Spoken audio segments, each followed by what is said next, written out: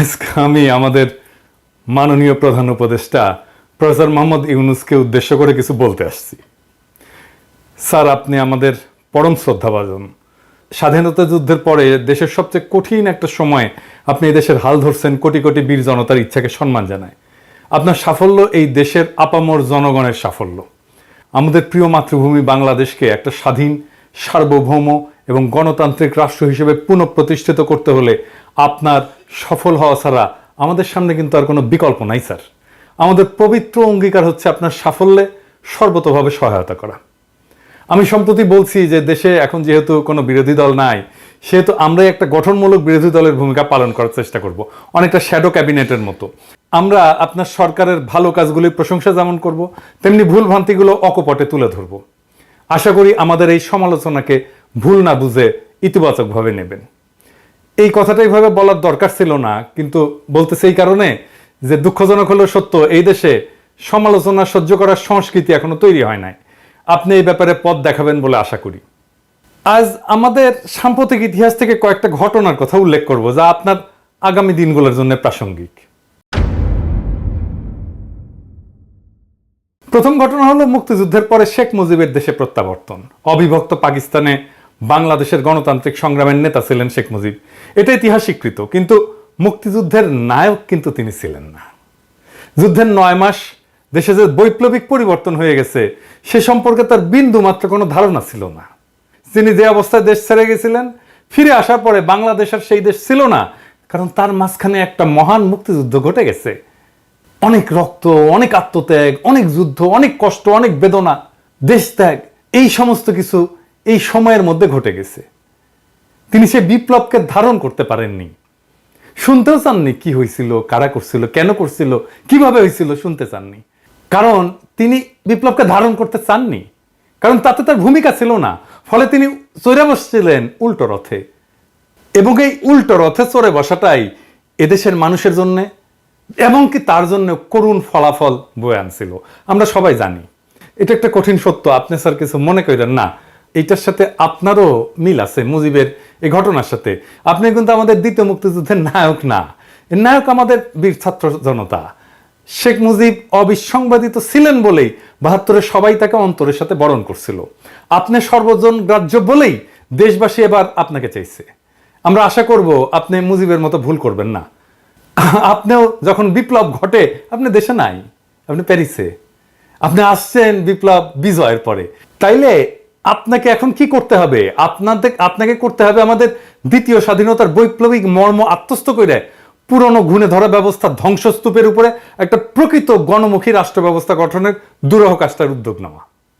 এদেশের মানুষের উপরে বারে বারে চাপাই দেওয়া হয়েছে গণতন্ত্র, রাষ্ট্রবিনাশী স্বৈরশাসন এবং ফ্যাসিবাদ, যা কেবল জনগণের সকল অধিকার হরণ করে একটা প্রবল দুর্নীতিগ্রস্ত ব্যবস্থাই চালু করেনি, তা এদেশের স্বাধীনতা, সার্বভৌমত্ব, আঞ্চলিক অখণ্ডতা বিপন্ন করছে। আমাদের প্রত্যাশা আপনি এই স্বৈরশাসন এবং ফ্যাসিবাদের জানাজা পড়বেন এবং দাফন করবেন, যাতে আর কোনোদিন তা বাংলাদেশের পূর্ণ মাটিতে ফিরে আসতে না পারে। এবার ইতিহাসের দ্বিতীয় ঘটনাটা বলি।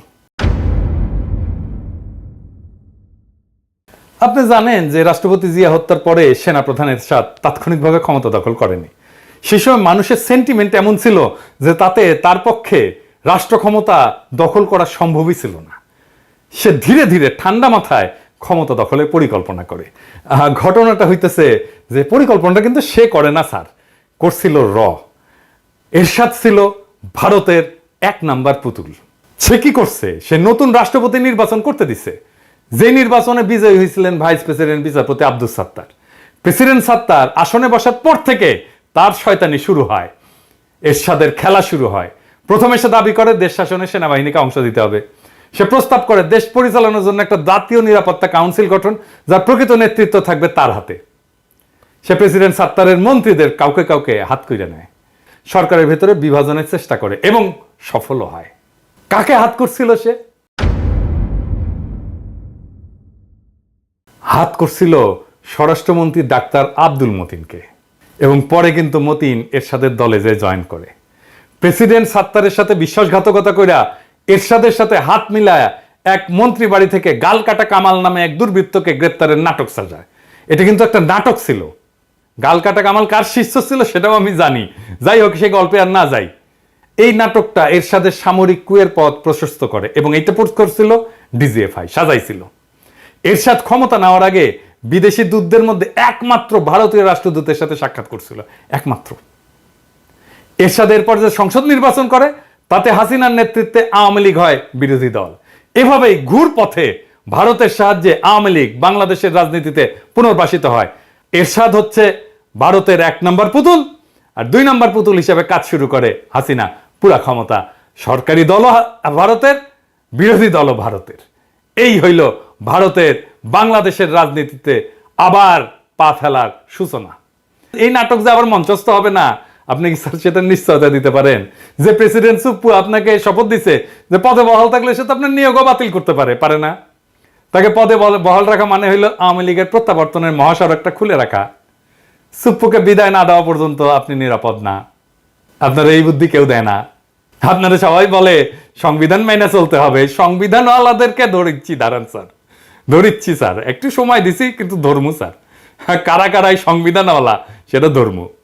এটা ছাড়াও আমি প্রবল শঙ্কার সাথে লক্ষ্য করতেছি যে 1 এরশাদের কালো ছায়া আপনার এবং আপনার সরকারের উপরে দীর্ঘ থেকে দীর্ঘতর হচ্ছে। আপনার উপরে চাপাই দেওয়া হয়েছে বেশ কয়েকজন উপদেষ্টা যাদের সাথে বিপ্লবের কোনো সম্পর্ক নাই, ন্যূনতম কোনো সম্পর্ক নাই।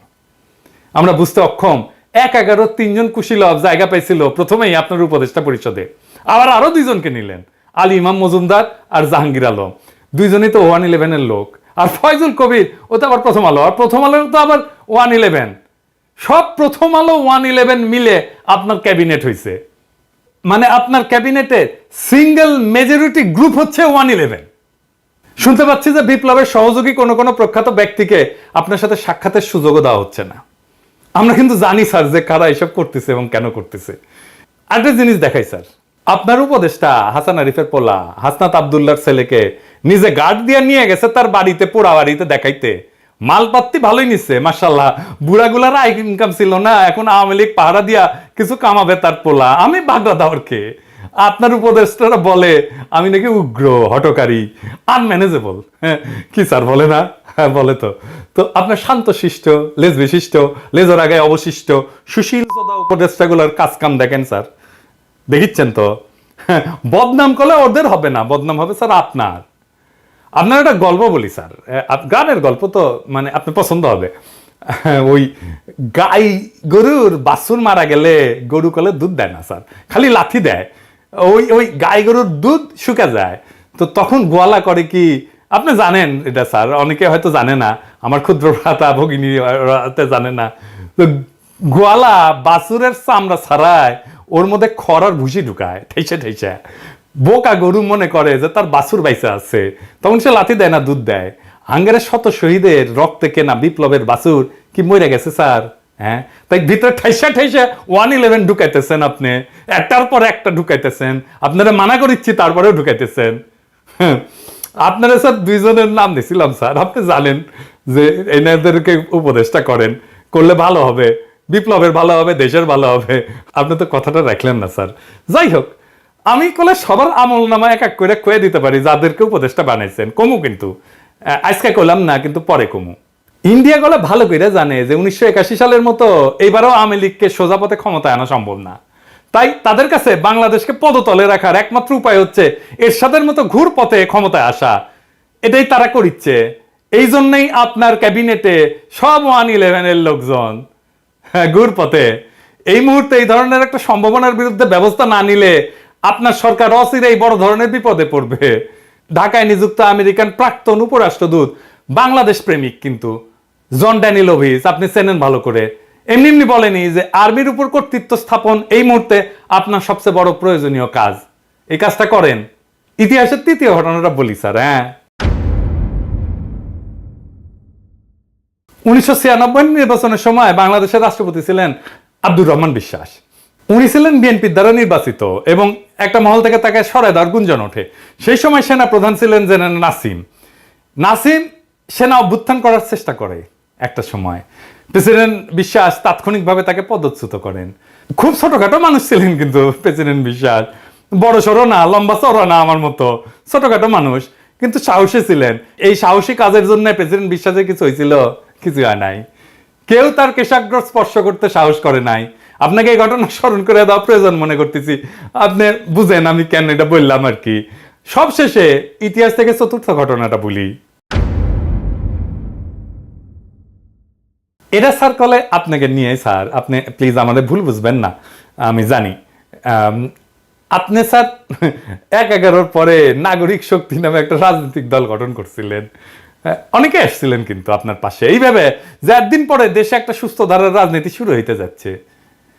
আপনার অনেক সাকসেস দুনিয়াতে, কিন্তু আপনার একটা ফেলিয়ার ছিল স্যার, আপনার নাগরিক শক্তি আপনার রাজনীতি করতে পারেন নাই। আপনি কিছুদিন পর দলটা বিলুপ্ত করে দিলেন এবং বললেন যে রাজনীতি আপনার কাজ না, আপনি রাজনীতি থেকে সরে গেলেন, কুইট করলেন। আপনি একটা কাজেই ব্যর্থ হয়েছিলেন, রাজনীতি, রাষ্ট্র পরিচালনার রাজনীতি। কিন্তু স্যার সবচেয়ে বড় রাজনীতি রাষ্ট্র পরিচালনা। ইতিমধ্যে কেউ কেউ আমার কাছে সন্দেহ প্রকাশ করছেন যে অবস্থা প্রতিকূল হইলে আপনি আবারও কুইট করে চলে যাবেন। আমি যদিও এসব বিশ্বাস করি না, তবুও আপনাকে মনে করাই দিচ্ছি যে আপনার চলে যাওয়ার কোনো রাস্তা কিন্তু খোলা নাই স্যার। আপনার দুনিয়াতে পাওয়ার কিছু নাই, এটা সত্য। দুনিয়াতে আপনি যে অসীম সম্মান পাইছেন, আপনি দুনিয়ার বুদ্ধিবৃত্তিক দিকে যেই জায়গায় আছেন, অবস্থান করতেছেন, সেইটার তুলনা বাংলা পৃথিবীতে আর কেউ নাই। কিন্তু এই বিপ্লব যদি ফেল করে স্যার, আপনার কোনো অর্জন কেউ মনে রাখবে না স্যার, আপনার ব্যর্থতা শুধু মনে রাখবে। দুনিয়া সম্পর্কে আপনি আমার চাইতে অনেক বেশি জানেন, মানব চরিত্র সম্পর্কে অনেক বেশি জানেন। আপনি মুরব্বী শুধু না, আপনি আমার গুরুজন, আপনাকে জ্ঞান দেওয়া আমার মানায় না। কিন্তু আমি আপনারে জ্ঞান দিতেছি না স্যার, আপনারে নির্মম রাজনৈতিক বাস্তবতা কইতেছি। আপনার পরম শুভাকাঙ্ক্ষীর মধ্যে পিনাকি এই রাজনীতির পঙ্কিল জটিল পথে দীর্ঘদিন হাঁটছে। আমার কথাগুলো চিন্তা করেন। আপনি যদি ব্যর্থ হন, আপনার কোনো সাফল্য দুনিয়া মনে রাখবে না স্যার, আপনার এই ব্যর্থতার কথা মনে রাখবে। খুবই নির্মম এইটা। আপনি নিশ্চয়ই উপলব্ধি করেন যে আপনার সরকার বিফল হলে এই যে আন্দোলনকারী লক্ষ কোটি ছাত্র জনতার কি হবে, এটা জানেন তো স্যার? হয় তারা মারা যাবে, নয়তো আয়না ঘরের মতো বন্দিশালায় ধুকে ধুকে বাকি জীবন কাটাবে। আমাদের সমস্ত স্বপ্ন চূর্ণ বিচূর্ণ করে পরাজিত ফ্যাসিবাদ বহুগুণ নির্মমতা নিয়ে বাংলার মাটিতে আবার ফিরে আসবে। বাংলাদেশের স্বাধীনতা, সার্বভৌমত্ব, আঞ্চলিক অখণ্ডতা চিরতরে হারায় যাবে। সুতরাং বিপ্লবকে সাফল্যের স্বর্ণ শিখরে পৌঁছে দেওয়ার যে পবিত্র দায়িত্ব আপনি গ্রহণ করছেন, তা আপনাকে সম্পন্ন করতেই হবে স্যার। শুরুতেই বিপ্লবকে সুসংহত করতে হবে, ফ্যাসিবাদের ফেলে যাওয়া দোসরদের তাড়াই দিতে হবে ক্ষমতার বলয় থেকে। আমার আবেদন, আপনি অত্যন্ত জরুরি কাজটা সেরে ফেলেন, পুরো সরকারকে আপনার নিজের সরকার হিসেবে সাজায় নেন। ইতিহাসের যে ঘটনাগুলো উল্লেখ করলাম, তার সবচেয়ে বড় শিক্ষা হলো যে এই কাজে যে কোনো ধরনের বিলম্ব করা যাবে না স্যার। বেহুলা বাসর ঘরে ঢুকছিল সবচেয়ে আনন্দের সময়টা কাটাইতে, ওই বাসর ঘরের ছিদ্র পথে সাপ ঢুকে গেছিল।